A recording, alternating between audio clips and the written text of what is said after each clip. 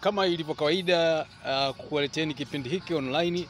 Leo hii tena nimekuja maeneo haya nikakutana na ndugu yangu hapa, atajieleza kidogo namna ya ujasiriamali na namna ambavyo wanakuwa vijana wanahaso katika maisha. Kama unavyoona ndugu mtazamaji, hivi ni wanaita ni unyunyu, wanaita ni perfume. Kama unavyoona hizi ni perfume za kisasa kabisa.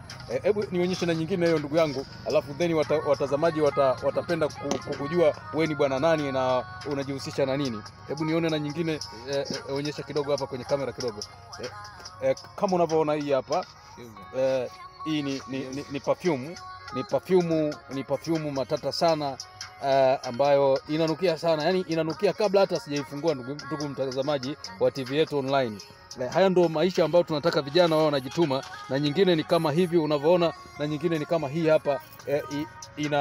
Inapatikana kwa mheshimiwa hapa. Nitamuuliza kuchukua dondoo 2-3 kutokana na biashara zake ambazo anakuwa anauzia wateja ambao wanakuwa wanahitaji perfume ili waweze kupendeza.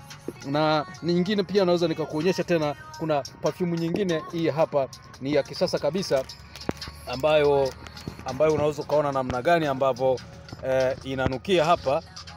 Kama unavyoona, kabla hata haijafunguliwa inanukia. Bila kupoteza muda, bwana, unaitwa bwana nani?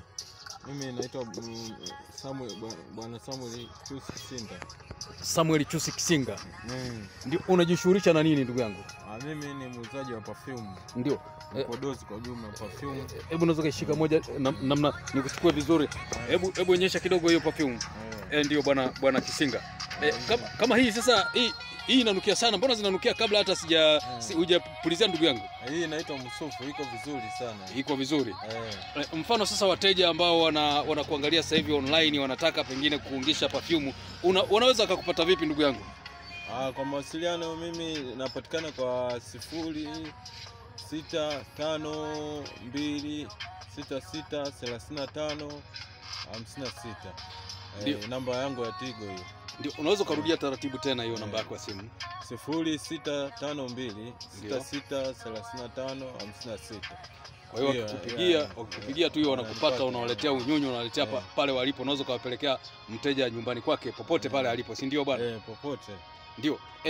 Kama ilivyo kawaida yetu ya kipindi chetu online, ni kwamba tunafuatilia vijana ambao wanakuwa wana haso katika maisha, wanajishughulisha na shughuli mbalimbali. Kama hususan wewe, tunakupongeza kwanza kwa kuchukua jitihada kubwa ya kufanya biashara namna hiyo, na ndivyo tunavyotaka vijana wafanye. Unawashauri nini vijana ambao wanakuwa wafanye kazi, wanakuwa muda wote wamekaa kulaumu serikali huku wao hawafanyi kazi? Unawazungumziaje vijana kama hao?